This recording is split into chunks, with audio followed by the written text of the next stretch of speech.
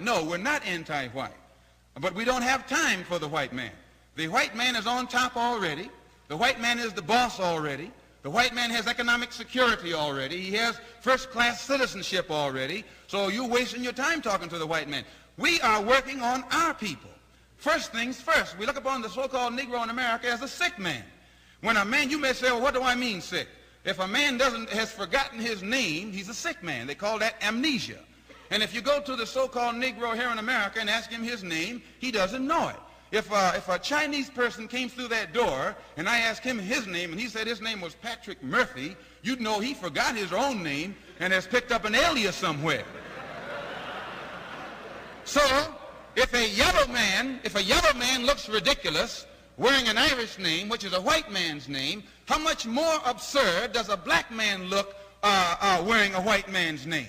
So we who follow the Honorable Elijah Muhammad, when we see so-called Negroes named Murphy and O'Toole and Johnson and Smith and Powell and Wright and Wilkins, which are all English and Irish names, we think that they look just as much out of place as a group of Chinese would look wearing those same names. And they wear these names because they don't know their own name. They have lost their identity, their own identity. So this is amnesia. And by not knowing themselves, when a man doesn't know himself, he doesn't know what belongs to him.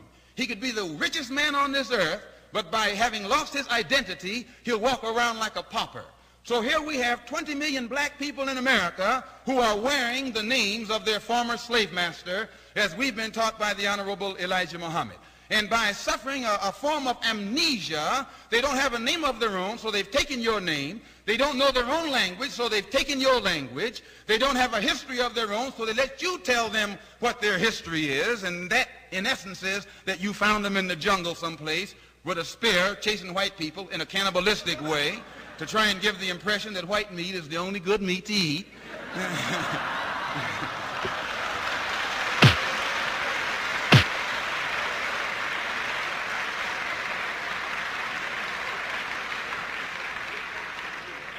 So we who follow the Honorable Elijah Muhammad classify this as an amnesia or a form of mental sickness. And he teaches us also that the black people of America are sick spiritually.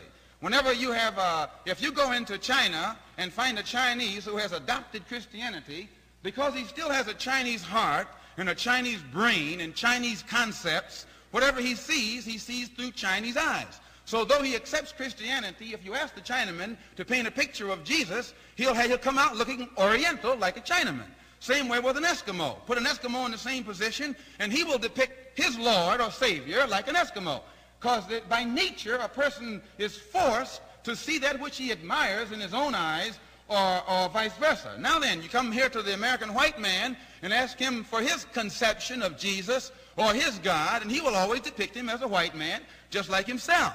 But you go to the Negro in America and ask him for his conception of Jesus, and he'll show you a Jesus with a blonde hair and a blue eyes and white skin. Everyone can see their Savior through their own eyesight except the so-called Negro.